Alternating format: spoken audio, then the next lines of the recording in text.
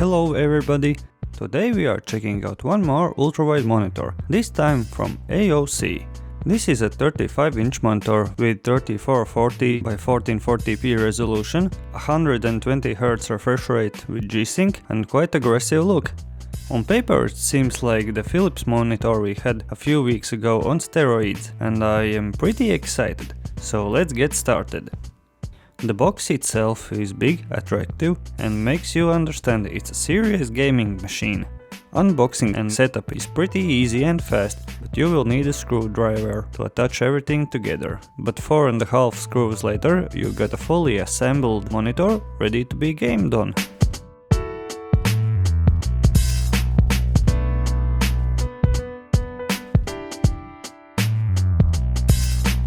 Overall, it looks pretty good for a gaming monitor.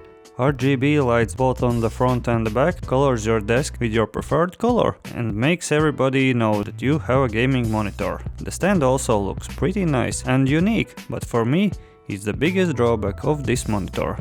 Historically, gamers have never had unlimited space, especially in LAN parties or tournaments. That's why many tournament edition keyboards don't have numpads to save space.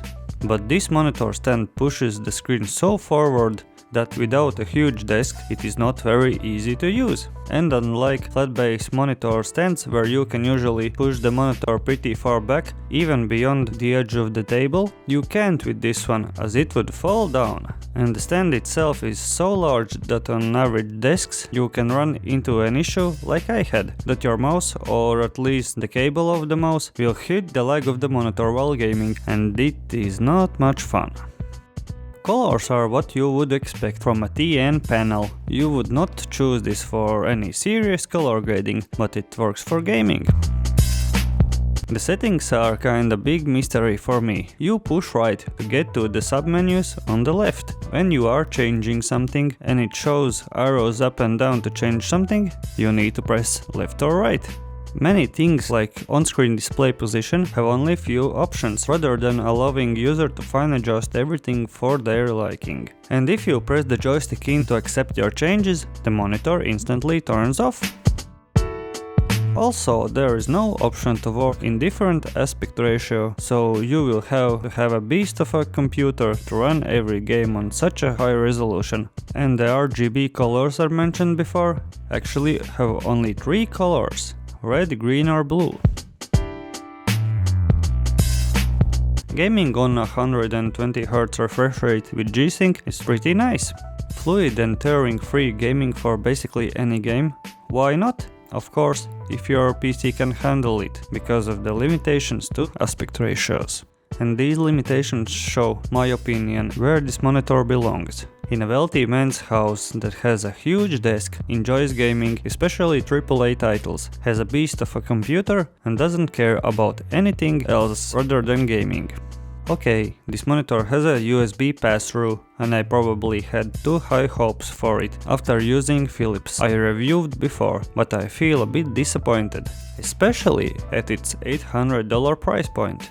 It feels like a prototype showcase monitor where main features work okay, but the small stuff is just not there. Like I know AOC can make good monitors. I even recommended my brother a budget 75Hz one recently, and it is fine, but I am not quite so sure about this one. Speakers are not that good as well, but you can judge it yourself in sound test videos that were released previously. And one more good feature about this monitor is the headphone stand. But why should it poke out on the top? Really, why? And for me, I have no extra space on the right side of the table and I can't use this as well.